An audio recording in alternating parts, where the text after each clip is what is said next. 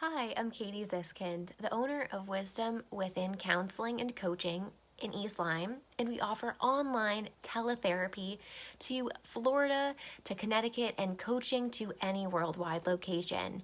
We help families thrive using holistic therapy. Read more at wisdomwithinct.com.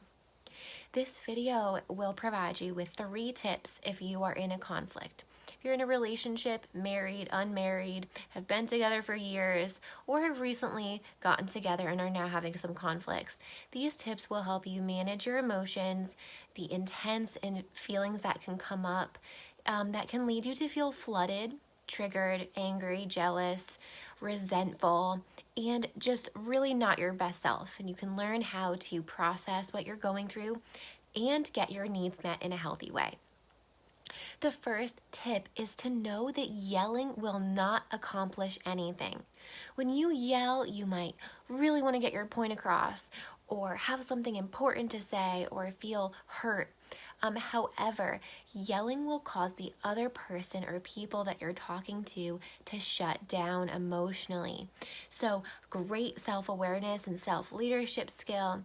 Notice if your voice gets raised or harsh or you're talking really fast, and slow the rate of your voice down and slow the volume down.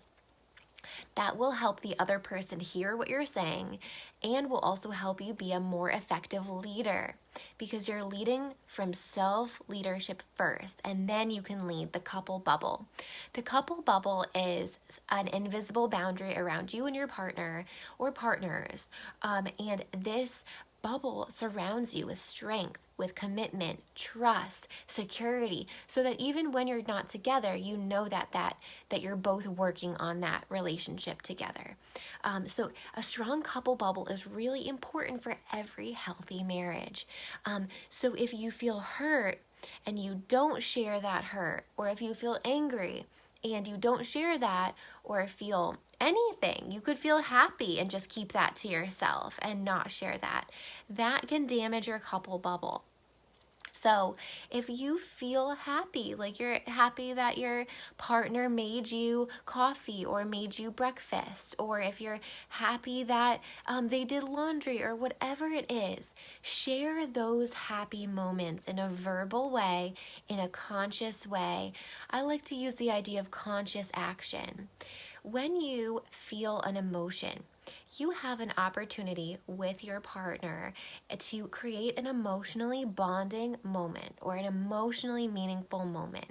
Now, oftentimes what happens to couples who are in conflict is they don't have any meaningful moments anymore. It's just like 2 people passing in the night. It's like also very tense sometimes, walking on eggshells, because there's this idea of what we think marriage is, and it's like completely not what we see in the movies, and there's a lot of guilt that people carry and resentment. So if you are feeling something, whether it's a positive or negative emotion, a conflictual feeling, whatever it is, I want you to practice sharing that with your partner rather than keeping that to yourself, because that will actually perpetuate the separateness and the loneliness that you might be feeling. Another really important thing, if you are dealing with conflict in your marriage, is to realize that conflict is healthy. However, it's how we manage the conflicts, how we deal with the conflict. So if you yell, that's not healthy. If you throw something, that's not healthy. If you say, I'm gonna leave, that's not healthy. It is a protective mechanism. All of these are protective mechanisms. There are symptoms when we feel trauma. Therefore, my last tip is to seek the support of a trauma specialist, a couples therapist, someone who totally understands what someone who is highly sensitive or highly emotional experiences, such as myself. At Wisdom Within Counseling, I specialize with high conflict couples. A couples therapist and a marriage counselor can help be that third person, that person to step in and say, this is what you're feeling. Okay, let me slow this down.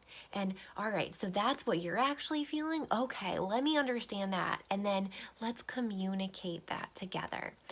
Couples therapy provides a shared, positive, playful, emotionally connected experience that couples can build upon after that session is over. So couples therapy with me is very different than traditional marriage counseling. I incorporate out of the box healing touch. So on video sessions, I'm telling couples, hold hands. Right now, I need you to do this. Right now, this is what your partner needs. I'm guiding, I'm teaching, I'm coaching, and this is what couples need.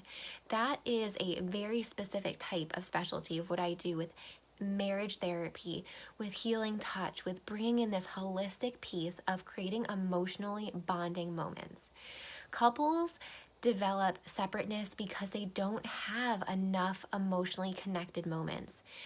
Children are crying, work is stressful, in-laws are living with them, it's hectic. Couples therapy is a scheduled time for you and your partner to learn how to fall back in love, to rekindle playfulness, and to learn how to create sacred rituals around meaningful moments so that yes, you may have tense, stressful times, but you're going to start implementing really positive coping skills to improve the strength of your couple bubble, which we talked about earlier. That invisible boundary around the two of you that is what fuels your health of your marriage.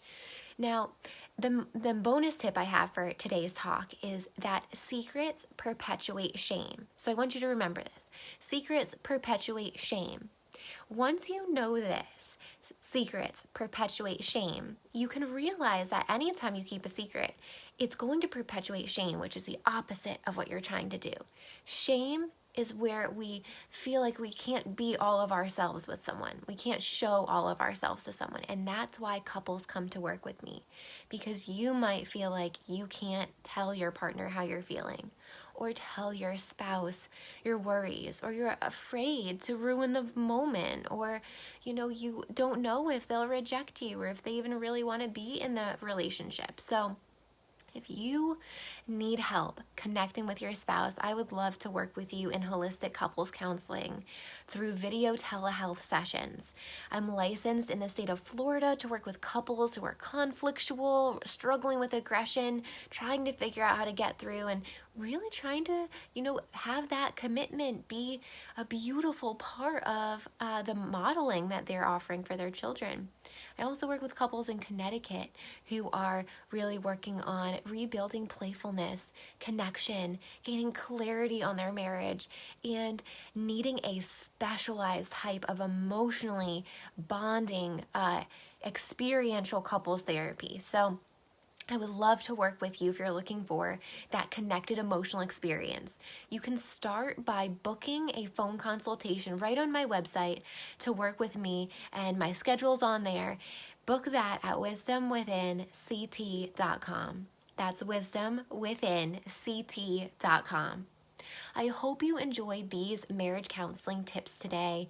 And if you're looking to learn more about marriage counseling and a holistic, emotionally focused couples therapy experience using yoga, art, and music, you can book that at wisdomwithinct.com.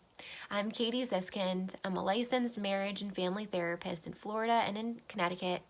I am a trauma specialist, a post-traumatic stress disorder specialist. I am an expert with children and play therapy and children who need a language beyond words. And I work a lot with teenagers who have eating disorders and self-harm, as well as non-binary and transgender, gender questioning, polyamorous, open, all of these LGBTQIA plus gender and sexuality components of who we are.